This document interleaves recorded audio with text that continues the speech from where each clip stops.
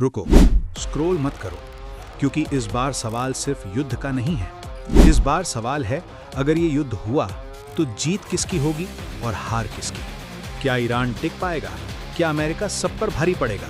या इजराइल फिर कुछ ऐसा करेगा जो दुनिया को चौंका दे? और सबसे बड़ा सवाल, क्या ये युद्ध सिर्फ इन 3 देशों तक रहेगा या पूरी दुनिया इसमें खिंच जाएगी? दोस्तों, पिछले पार्ट में हमने समझा था कि ये तनाव क्यों बढ़ रहा है, लेकिन आज हम उस सच्चाई को समझेंगे जिसे हर कोई जानना चाहता है। कौन सबसे ताकतवर है?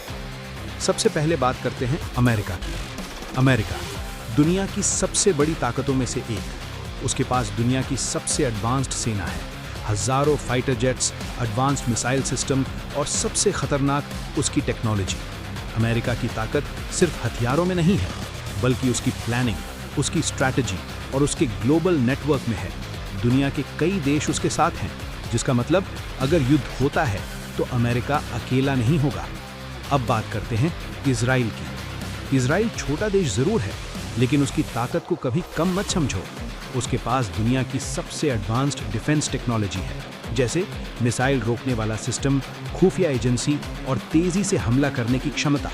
इजराइल का एक नियम है, पहले हमला बाद में सवाल। यानी अगर खतरा दिखा तो वो इंतजार नहीं करता, सीधे एक्शन लेता है, और यही चीज उसे खतरनाक बनाती है।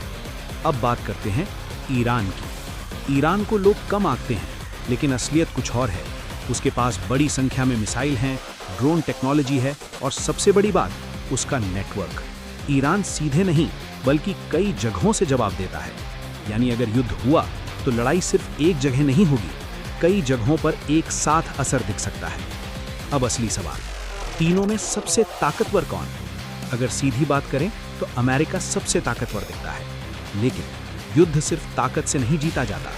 युद्ध जीता जाता है रणनीति से, समय से और मौके से। अब सोचो, अगर अमेरिका हमला करता है तो क्या ईरान चुप बैठेगा? नहीं, वो जवाब देगा, और ऐसा जवाब देगा जो सीधे नहीं बल्कि अलग अलग जगहों से आएगा। अब दूसरा सवाल, क्या कोई और देश इसमें शामिल हो सकता है? ये सबसे खतरनाक हिस्सा है। अगर युद्ध बढ़ता है तो दूसरे देश भी पक्ष ले सकते हैं। कुछ देश अमेरिका का साथ देंगे, कुछ ईरान का, और यही चीज इस युद्ध को बड़ा बना सकती है। अब सोचो, अगर कई देश इसमें शामिल हो गए तो क्या होगा? युद्ध लंबा चलेगा और असर पूरी दुनिया पर पड़ेगा। अगर तुम यहाँ तक देख रहे हो तो तुम बाकी लोगों से अलग हो, क्योंकि हर कोई इतनी गहराई से समझने की कोशिश नहीं करता। अब सबसे बड़ा सवाल, ये युद्ध कब तक चल सकता है? इसका कोई सीधा जवाब नहीं है। कुछ युद्ध जल्दी खत्म हो जाते हैं, लेकिन कुछ सालों तक चलते हैं। अगर ये युद्ध बड़ा बन गया तो ये लंबा चल सकता है, और जितना लंबा चलेगा उतना ज्यादा नुकसान होगा। अब एक और जरूरी बात, इसका असर तुम पर कैसे पड़ेगा? सीधा असर महंगाई, पेट्रोल, डीजल, खाने पीने की चीजें, सब महंगा हो सकता है।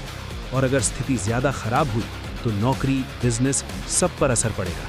अब एक गहरी बात समझो, दुनिया में जो भी बड़े युद्ध हुए हैं, उन्होंने सिर्फ देशों को नहीं बल्कि आम लोगों की जिंदगी को बदला है।